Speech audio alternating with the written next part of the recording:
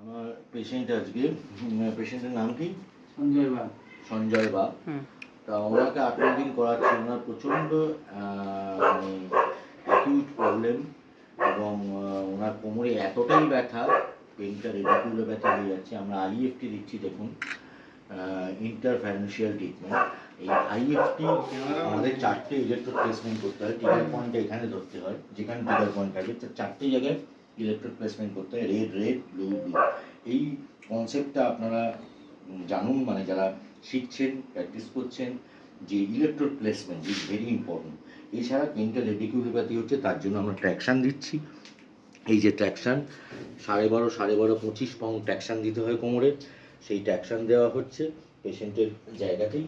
তো দেখা যাক কতটা ইমপ্রুভ হয়, আমি তো চেষ্টা করছি, কিন্তু এতটাই ব্যথা এবং এমআরআই বা এক্সরেতে যা দেখা যাচ্ছে প্রচণ্ডই সিরিয়াস কন্ডিশন।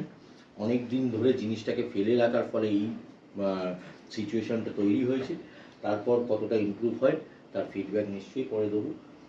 আপনারা এই জিনিসটা দেখে রাখুন। আইএফটি দেওয়া হচ্ছে, তারপর পরে ভবিষ্যতে আমরা এক্সারসাইজ করাবো, কিন্তু ট্র্যাকশানটা 1 মাস দিতে হবে। আর এই ইনস্ট্রুমেন্টাল ট্র্যাকশান এগুলো আপনাদের জানতে হবে, শিখতে হবে।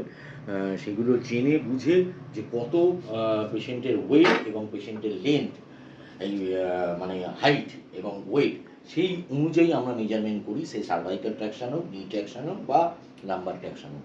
এইগুলো আপনারা একটুখানি নিজেকে আপগ্রেডেশন করে পেশেন্টকে ডেমনস্ট্রেট করবেন। ওকে।